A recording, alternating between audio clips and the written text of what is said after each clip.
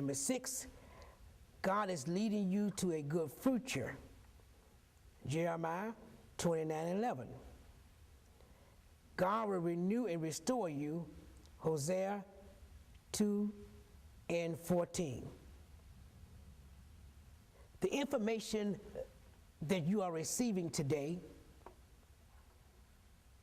can be used greatly if you will use visualization and imagination. As you listen, visualize what we're saying. Imagine yourself doing well. It's called astral travel, A-S-T-R-A-L, travel. Astral travel is when you're sitting where you're sitting and you're visualizing yourself in possession of what you're visualizing. But we know that knowledge comes from man, and wisdom comes from God. Every opportunity you get, read, listen for new knowledge and ask God for wisdom. How is wisdom? God is wisdom. How is wisdom developed? Number 1, through silence. You must become quiet to get wisdom from God. Silence.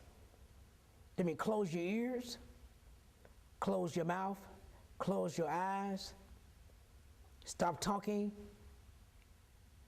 and become silent. That's the first step to wisdom. Number 2, the second step to wisdom is listening. Listening to God. Listen to Him. He'll speak to you. Number 3, remembering. To remember what it is that God told you, you must repeat it over and over until it becomes part of your what? Consciousness. Consciousness is anything you repeat over and over. Number 4, practice it. Put it in action. Number 5, training. Study to show yourself approval. Let's go back again. Number 1, silence. Become quiet. Number 2, listening. Number 3, remembering. Number 4, practicing. And number 5, training. But in order to get wisdom for God, you must be poor in spirit. Remember earlier in the program, we said that poor in spirit is that I'm teachable. I don't know the answers, but I'm willing to listen. Some of you today that are listening are poor in spirit. Some of you are not poor in spirit. You will not go to the next level until you become poor in spirit. Poor in spirit is I'm teachable.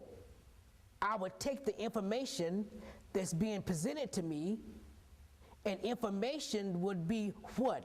Knowledge. Knowledge comes from man, wisdom comes from God. Some of you that are listening would take this knowledge and information and pray to God for wisdom. Some of you would take this information and go on with life and use it to become very productive. Others, it will go in one ear and come out the other. Let's deal with the effects of grief. Number 1, shock. Becoming in a period of shock. First of all, let's say grief is not necessarily the loss of a loved one. Grief can be the loss of any opportunity, the loss of a job,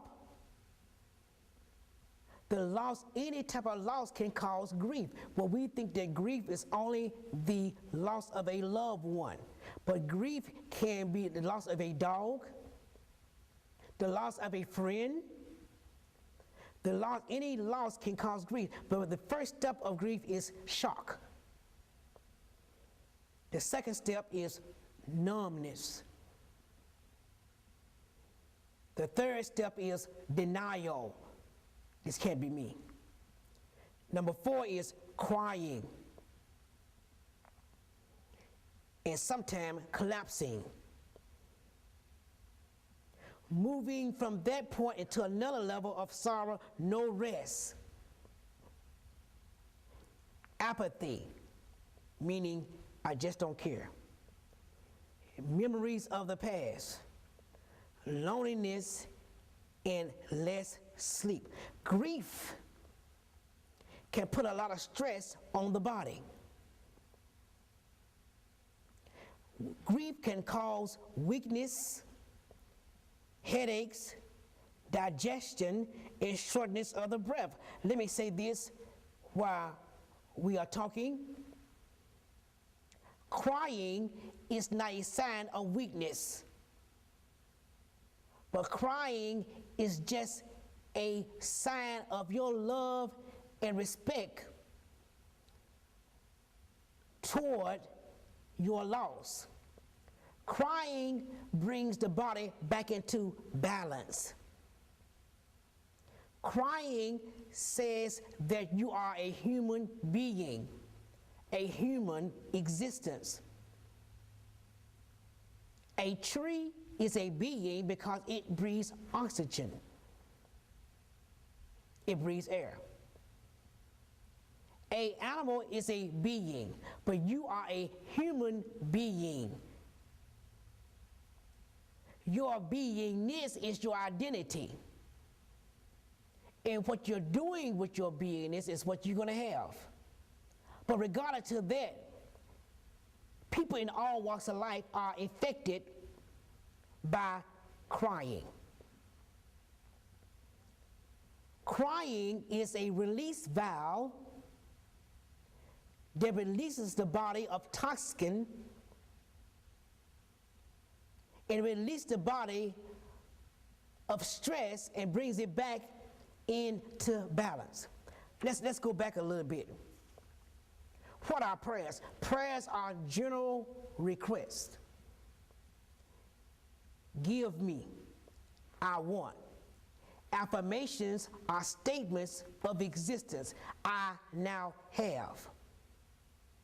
But to understand your emotions, to understand grief, to understand fear, apathy, anger, antagonism, boredom, cover, hostility, whatever you're going to use it for, to understand it, you must be poor in spirit. You must be teachable, saying that I don't know the answer, but I'm willing to learn.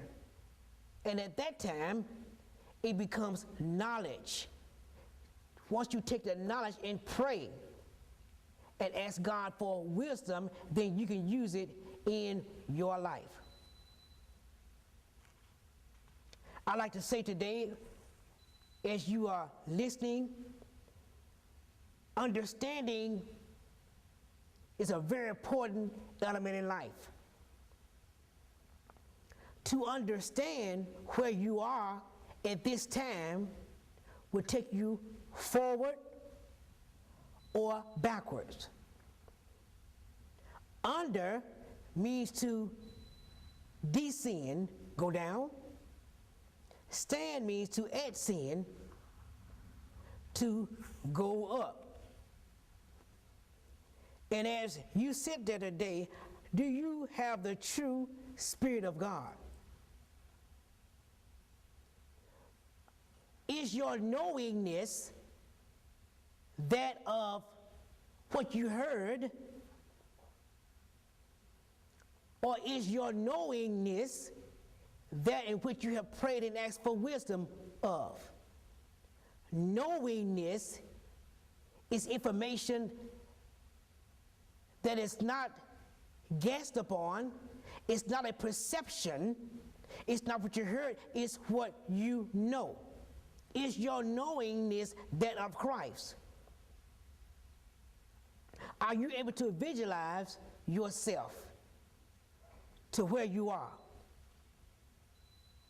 I'd like to say to you today that whatever you are, if you're a doctor, lawyer, psychiatrist, dentist, you need the Lord.